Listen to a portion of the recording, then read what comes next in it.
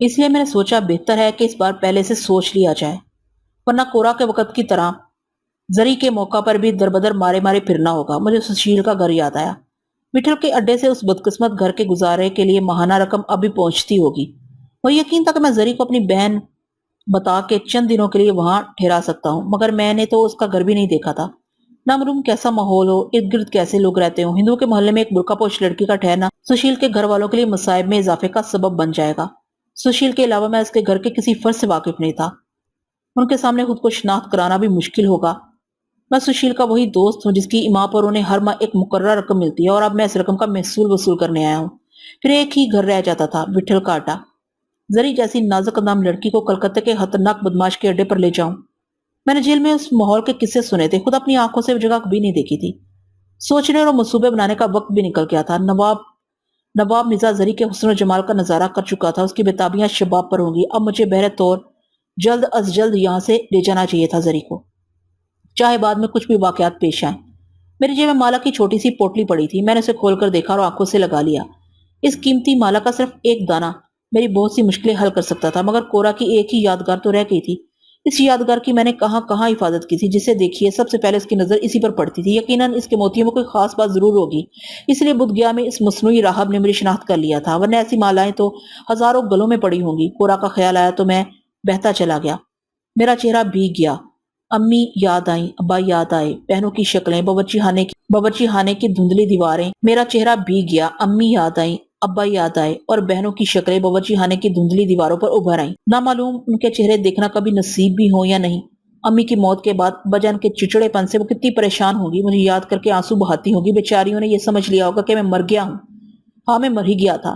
میں ان کا بھائی ہوتا تو ان کے پاس ہوتا۔ اس وقت وہ کہاں ہوں گی، کیا کر رہی ہوں گی، کیسا مکان ہوگا، محلے والے کیسے ہوں گے، چھوٹے بڑے ہو گئے ہوں گے۔ کاش ابا جان کا سایہ ان کے سروں پر سلامت رہے۔ مگر یہ ابا جان کو بیٹھے بٹھائے کیا ہو گیا؟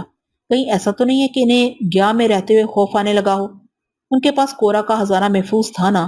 چانک قبیلے کے جس شخص کو میں نستہ نبود کر کے آیا تھا، اس کا کہنا تھا کہ وہ ایک انمول خزانہ۔ ممکن ہے ابا جان نے وہی خزانہ ٹھکانے لگانے کے لیے گیا کی سکونت ترک کر دینا مناسب سمجھا ہو، اور پھر وہ کاغذات، وہ متبرک کاغذات جن کی چانک قبیلے کے لوگوں کو ضرورت تھی، ابا جان نے ضرور ان کاغذات کا مطالعہ کیا ہوگا، ان کی سمجھ میں کوئی بات نہیں آئی ہوگی۔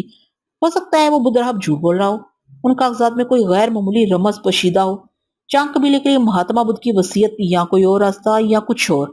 تبھی تو وہ اتنا پریشان تھا۔ متبرک کاغذات کی گمشدگی پر اس کا یہ اضطراب ناقابل فہم تھا، خصوصاً میرے لیے جس نے اعلیٰ تعلیم حاصل کی تھی۔ اس کی یہ بات میرے دل کو نہیں لگی۔ ان کاغذات میں ضرور کوئی اہم نقطہ درج ہوگا۔ ابا جان نے اس نقطے کی جستجو کی ہوگی تو ان کی تشویش بڑھ گئی ہوگی۔ کیا میں اپنے سابق مکان کے قریب جو نیک آدمی مجھے ملا تھا، اس کا بیان تھا کہ ابا جان کمرہ بند کر کے بیٹھ جاتے تھے اور کسی کا گھر میں آنا پسند نہیں کرتے تھے۔ بہت ممکن ہے وہ تخلیہ میں انہی کاغذات کا مطالعہ کرتے ہوں اور انہیں ڈر ہو کہ یہ راز کسی پر کھل نہ جائے، اور جب ان کی تحقیق و جستجو میں رکاوٹ پڑ رہی ہو تو انہوں نے گیا سے کہیں اور منتقل ہونے کا فیصلہ کر لیا ہو۔ کوئی اپنا آبائی مکان، زمین و جائیداد چھوڑ کر اس طرح روپوش ہو سکتا ہے کہ کسی ہمسائے کو بھی خبر نہ ہو؟ چپ چپاتے مکان بیچ دیا، نہ کسی سے کہا نہ سنا۔ کسی پر تو اعتماد کرتے، کسی غیر معمولی واقعے کے بغیر ایسا ہونا ممکن نہیں ہے۔ پس منظر میں کوئی بے حد اہم بات ہوگی۔ ذہن کو کسی کل چین نہیں تھا۔ انہی قیاس رائیوں اور خیال افرینیوں میں صبح ہو گئی، اور مجھے اچانک احساس ہوا کہ میں کہاں اور کس گھر میں ہوں۔ میں تو زری کی چوکیداری کر رہا تھا۔ اس غفلت پر مجھے جرم کا احساس ہونے لگا۔ ناشتے کی میز پر نصرن کا چہرہ فکر میں ڈوبا ہوا نظر آ رہا تھا۔ اس نے مجھ پر بھی کوئی توجہ نہیں دی، جیسے رات اس نے مجھے قریب لا کر کوئی بات ہی نہ کی ہو۔ البتہ زری موقع پا کر کنکھیوں سے مجھے دیکھ لیتی تھی۔ میرا خیال تھا کہ آج کم سے کم رات تک تو امان ہے، کیونکہ نصرن کے گھر سے کوئی دن دہاڑے زری کو لے جانے کی حرکت نہیں کر سکتا تھا۔ ہاں، یہ دوسری بات ہے کہ خود نصرن سیر و تفریح کے بہانے اسے لے جا کر چھوڑ آئے۔ مجھے اندازہ تھا کہ آج چاند میاں، نواب مرزا اور بہت سے دوسرے لوگوں کی بھیڑ لگ جائے گی۔ نصرن نے زری کے حسن کا چرچا دور دور کر دیا ہوگا۔ گیٹ پر دربان، اندر کئی ملازم مہمان کی مستقل آمد کا خطرہ، اور نصرن کی گھر میں موجودگی۔ میں زری کو ان سب بلاؤں کی آنکھوں میں دھول جھونک کر کیسے لے جا سکتا تھا؟ 2 دن سے میں گھر کے ہر فرد کا جائزہ لے رہا تھا، کون کس وقت کہاں رہتا ہے۔ دربان کی کوٹری گیٹ سے چند قدم کے فاصلے پر تھی۔ وہ عموماً صرف ضروریات کے لیے وہاں سے ہٹتا تھا، ورنہ وہیں بیٹھا ہوا ہوکا گڑگڑاتا رہتا تھا۔ میں نے ان 4 دنوں میں سے خاصی دوستی کر لی تھی۔ شروع میں گھر کے تمام ملازموں نے مجھے خشونت کی نظروں سے دیکھا، مگر بعد میں سب مجھ سے گل مل گئے۔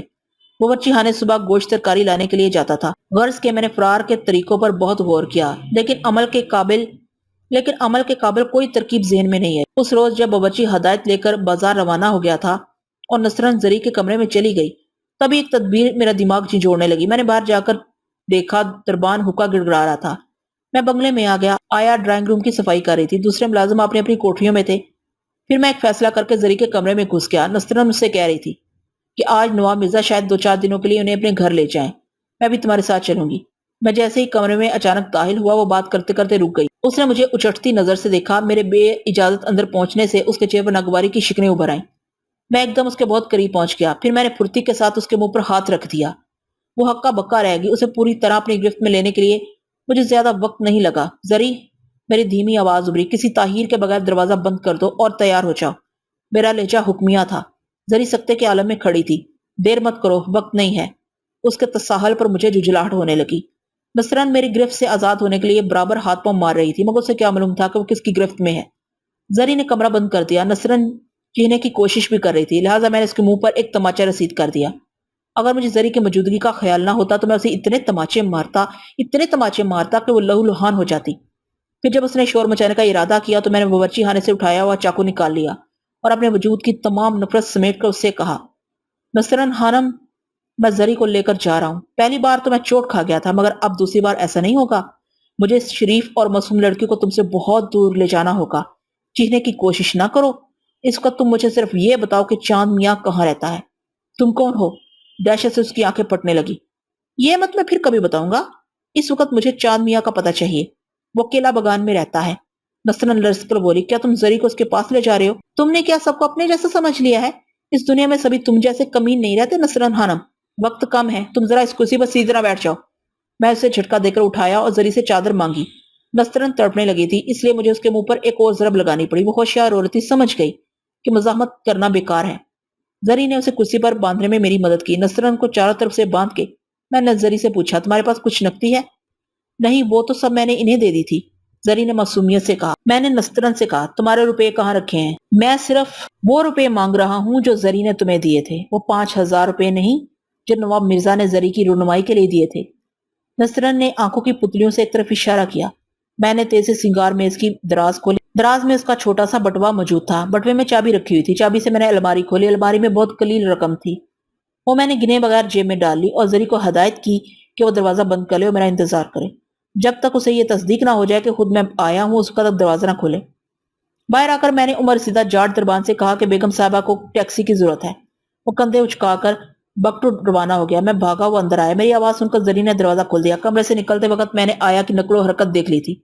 اس کی طرف سے کوئی خطرہ نہیں تھا۔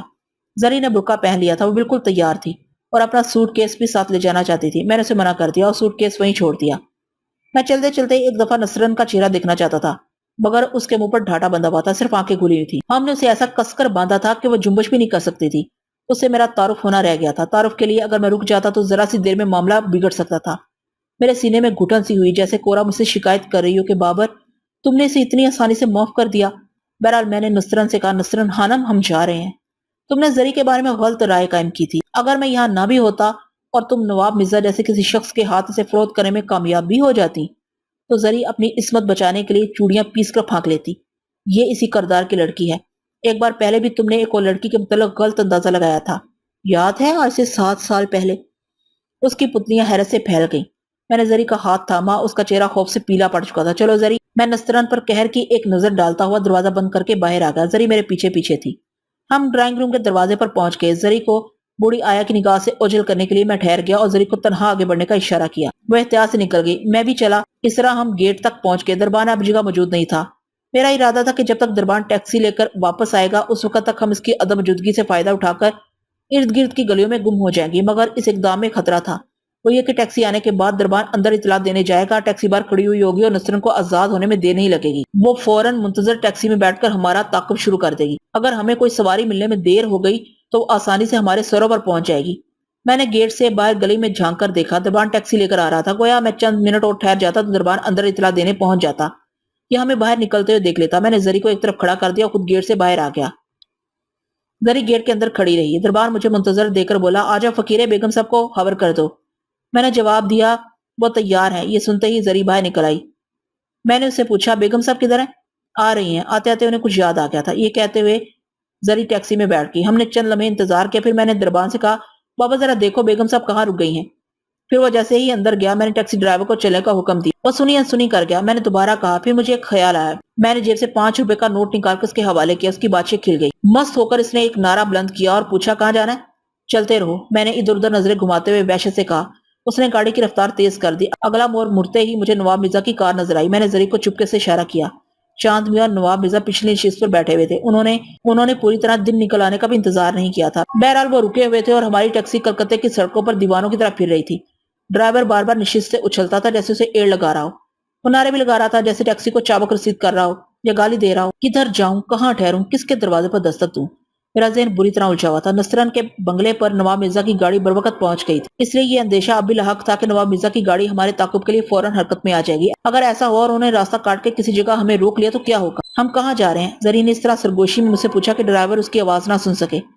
تمہیں وہاں سے آنے پر کوئی دکھ تو نہیں ہو رہا؟ اسے جواب دینے کی بجائے میں نے اسے ایک عجیب سا سوال کیا۔ اس سے جواب نہ بن پڑا۔ وہ جزبز ہو کر رہ گئی۔ میں برقع میں اس کا چہرہ نہیں دیکھ سکا۔ کچھ توقع کے بعد وہ دھیرے سے بولی، اب میں تمہارے ساتھ آ گئی ہوں۔ میرے جسم میں بجلی کا ایک جھٹکا سا لگا۔ کاش اس بار واقعات مختلف انداز سے پیش آئیں۔ ٹیکسی بے منزل بھاگتی رہی۔ ڈرائیور نے کئی بار پیچھے مڑ کر دیکھا۔ وہ میری خاموشی سے تنگ آ گیا تھا۔ منزل کا پتہ بار بار پوچھتا تھا۔ میری سمجھ میں نہیں آ رہا تھا۔ وہاں دروازوں پر بوٹ کھڑے ہوئے ملتے تھے۔ آج ڈرائیور نے ایک ٹیکسی روک دی اور تلخی سے پوچھا، کہاں جاؤ گے؟ میں نے سراسیما ہو کر اسے دیکھا اور تذبذب سے کہا، سیال دے۔ سیال دے؟ اس نے دہرایا، ایسے بولو نا۔ گاڑی نے پھر اپنا سفر شروع کر دیا تھا۔ اس مرتبہ اسے کچھ قرار آ گیا تھا۔ رفتار متوازن اور سبک تھی، لیکن میری بےقراری بڑھ گئی اور میرے ذہن کی گاڑی کی رفتار اتنی ہی منتشر اور تیز ہو گئی تھی۔ دماغ پھٹنے لگا تھا۔ آدھے گھنٹے کی مسافت کے بعد ڈرائیور نے گاڑی روک دی۔ سیالدے میں کدھر جانا ہے؟ استاد وٹھل کے ہاں۔ استاد وٹھل؟ میرے لہجے کی سردی اسے لگ گئی تھی۔ اس نے مجھے انتہائی حیران نظروں سے دیکھا۔ تم وٹھل کے ہاں جانا چاہتے ہو؟ ہاں، میں نے گردن ہلا کر کہا۔ وہ سٹپٹا گیا۔ کیا تم اس کا اڈا جانتے ہو؟ نہیں۔ تم وہاں کسی جگہ بھی پوچھ سکتے ہو۔ ہم اس علاقے میں نہیں جاتا۔ وہاں کی سواری ہوتی ہے تو منع کر دیتا ہے۔ وہ کچھ تنک کر بولا، ہمیں وہیں چھوڑ دو۔ میری آواز میں حکم تھا۔ وہ کچھ جھجکا، پھر ایک تنگ لمبی گلی میں مڑ گیا۔ ایک ہوٹل کے قریب گاڑی روک کر اس نے پان والے سے کچھ پوچھا۔ میں نے دیکھا کہ پان والا اسے پتہ سمجھا رہا ہے۔ اس گلی میں بہت سے ہوٹل تھے اور ہر قسم کی دکانیں تھی۔ گاڑی ایک بڑی سی پیلی عمارت کے سامنے جا کر ٹھہر گئی۔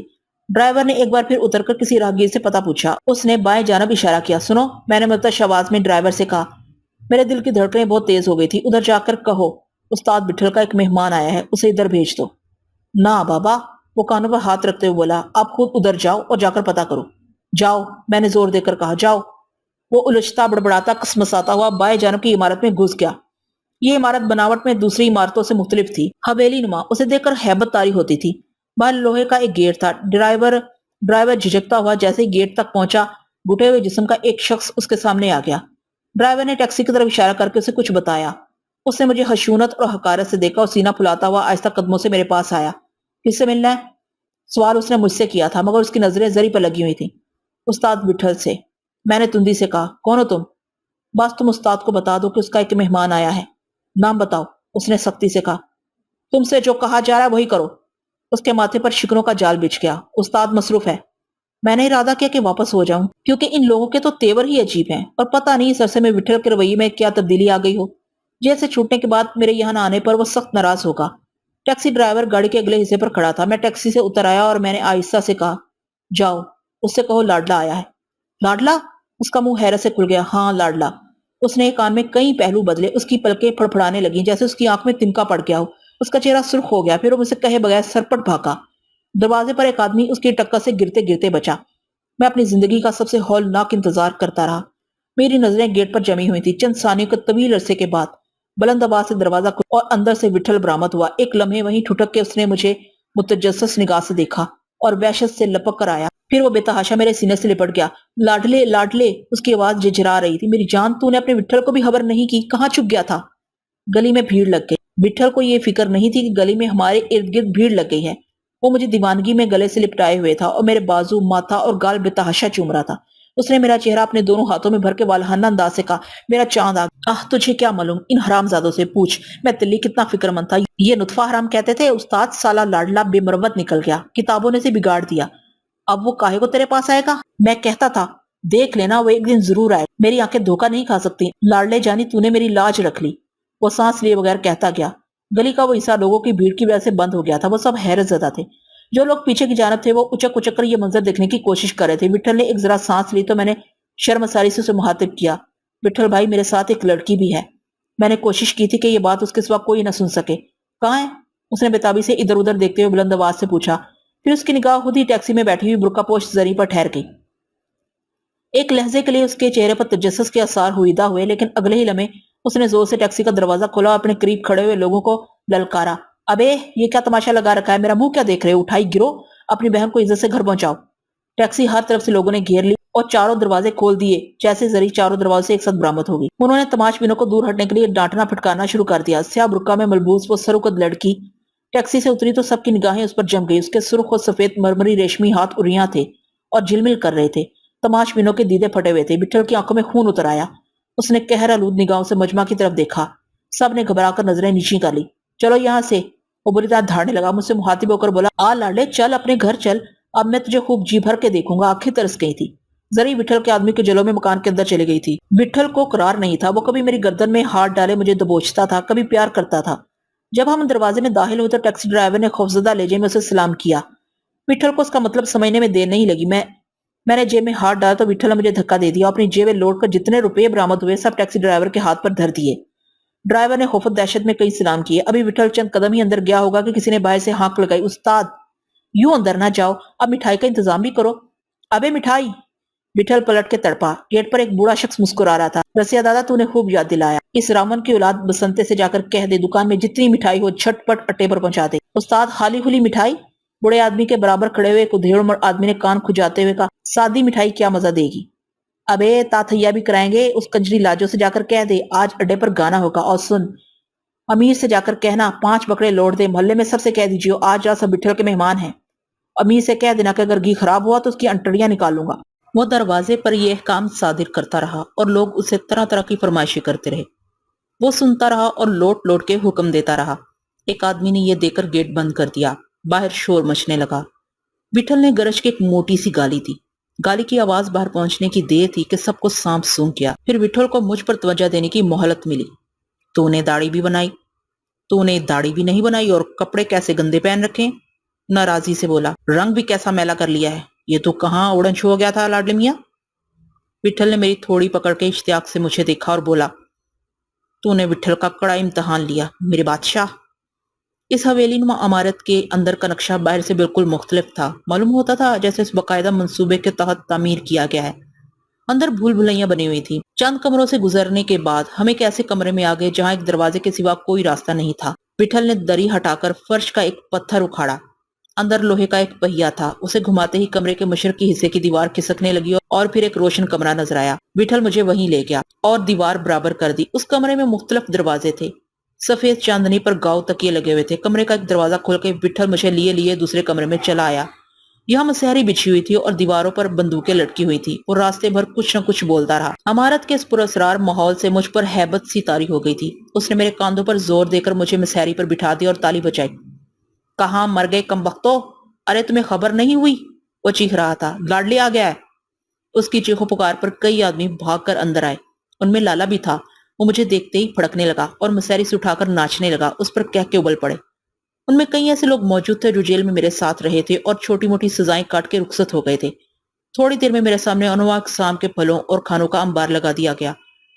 इस आलम में मुझसे कुछ खाया पिया नहीं गया। वो सब मुझसे एक सवाल बार बार करते थे कि मैं जेल से रहा होने के बाद सीधा उस्ताद विठल के पास क्यों नहीं आया। वो बार बार विठल की बेताबियों का तस्करा करते थे। साटे ने आकर बता दिया था कि मैं उसे हावड़ा स्टेशन पर मिला था।